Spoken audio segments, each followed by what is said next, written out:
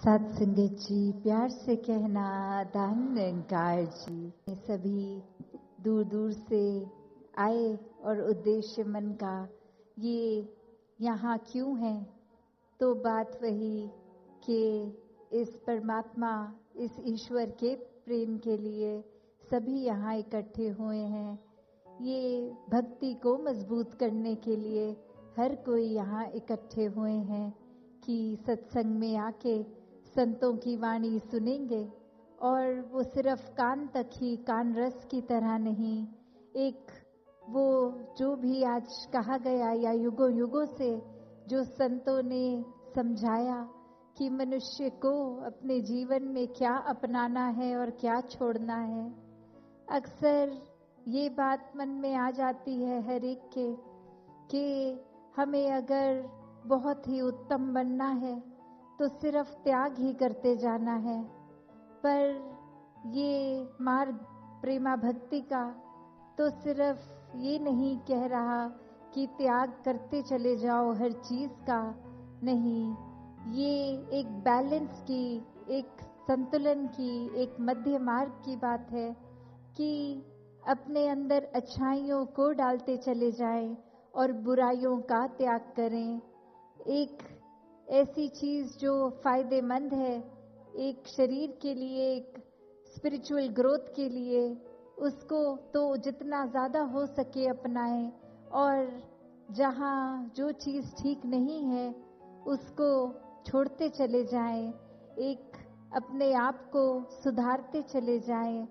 और फिर ये सुधार कैसा, ये कोई एक टेम्परेरी सुधार नहीं कि आज 6 अच्छी बातें सुन ली, उसको लागू किया, या फिर जहां लगा कुछ नजरें हैं, कुछ इंसान हैं, ये कमरा भरा हुआ है, तो एक अपने आप का इम्प्रेशन ऐसा देना है कि हमारे अंदर देखो कितनी अच्छी ये 6 बातें हैं।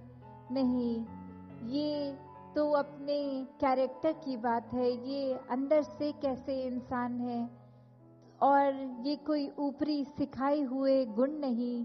मानवीय गुणों की जहां बात होती है, ह्यूमन वैल्यूज, ये दैवीय गुण, ये इसलिए गुण है क्योंकि ये अंदर समाये हुए, ये कोई सीखे सिखाए ऊपरी नहीं, और ये अंदर किस तरह समाते हैं जो हर समय ये गुणों का प्रदर्शन होता रहे।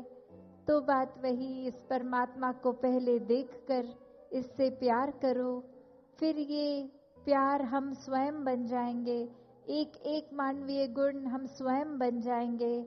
और जब हम स्वयं बन गए तो फिर हमारे अंदर से क्या बाहर आएगा, फिर हमें ये फर्क नहीं पड़ेगा कि सामने वाला क्या बोल रहा है, क्या सोच रहा है हमारे बारे। नहीं, ये तो हमें पता है, अब हमारे चरित्र में ही प्यार है, एक मीठी वचन है, एक प्यार है, एक करुणा है हर एक के लिए, दिल में विशालता हर एक को अपनाने के लिए।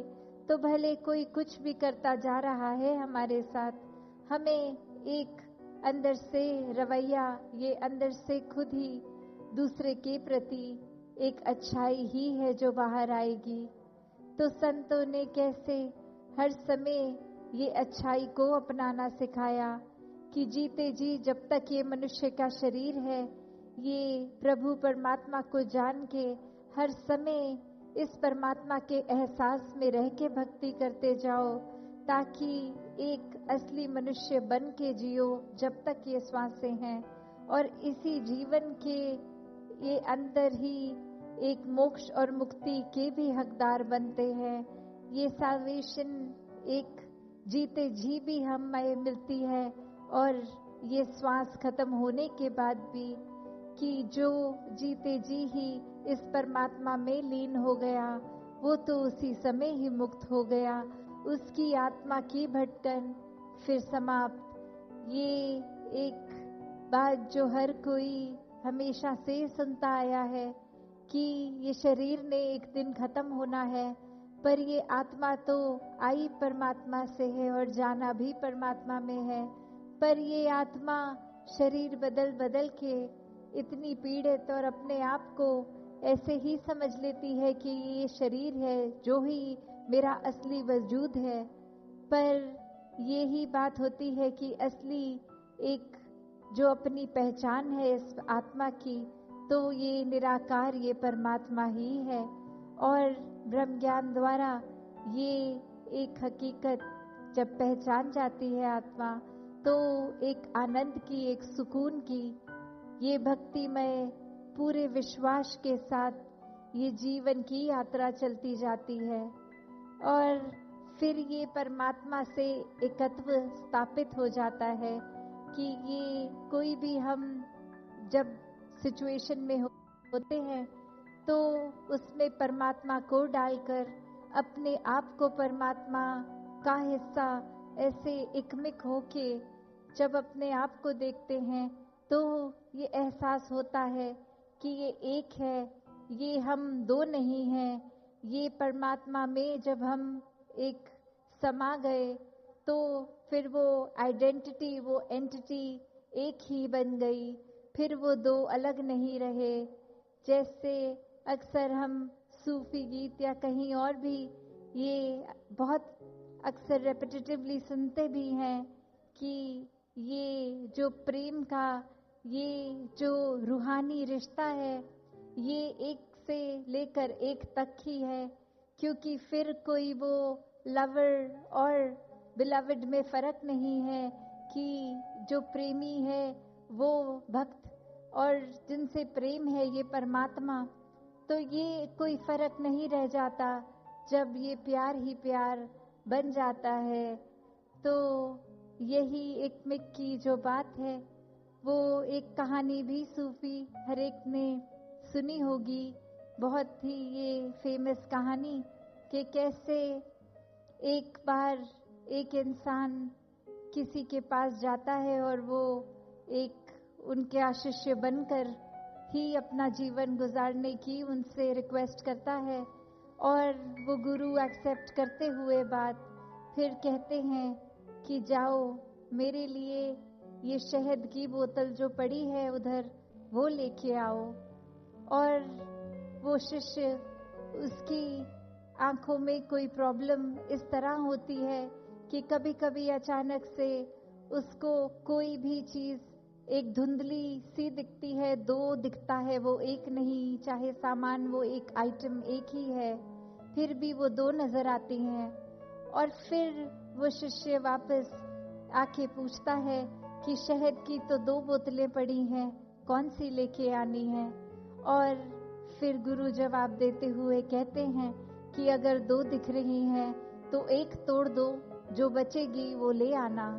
और ये गुरु तो अच्छे से जानते हैं कि बोतल एक ही पड़ी थी। और जैसे ही वो शहद की बोतल तोड़ देता है व्यक्ति, और बहुत हैरानी से फिर पहुंचकर गुरु के पास कहते हैं कि मैंने एक ही बोतल तोड़ी थी पर दोनों की दोनों ही टूट गई हैं, दूसरी को तो मैंने छुआ भी नहीं, वो फिर भी टूट गई है। तो गुरु यही समझाते हैं कि स्पिरिचुअलिटी में, ये आध्यात्मिक मार्ग को अपनाना है तो यही सीखना पड़ेगा कि ये बात ही एक की है, ये एक ही है। चाहे हमारा दिमाग, ये हमारा जो भी सोसाइटी ने अक्सर कुछ ना कुछ मान्यताएं डाल दी हैं अंदर, उनसे ये भ्रम पैदा हो जाता है कि इस परमात्मा के अलावा भी कुछ है। ये माया रूप संसार ये एक से ज्यादा है, नहीं, हर एक में परमात्मा ये एक ही है। चाहे कैसी भी मान्यता हो, कोई भी कल्चर से बिलोंग करते हो, कहीं पे एक वो सोसाइटल डिफरेंसेस हो या फाइनेंशियल एक डिफरेंसेस हो, पर बात वही कि हर एक में, चाहे ये अनगिनत लोग, हर एक में फिर भी एक ही है ये परमात्मा। और जब इस एक परमात्मा से प्यार होगा तो पूरे संसार से फिर ये एकत्व बन जाएगा।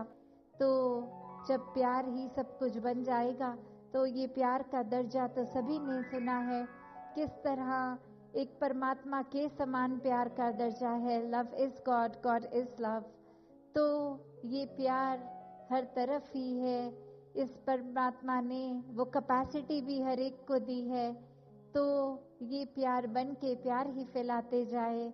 और दासी समा ना लेते हुए इन्हीं शब्दों से अपनी वाणी को विराम देगी सात संगत जी, धन निरंकार जी।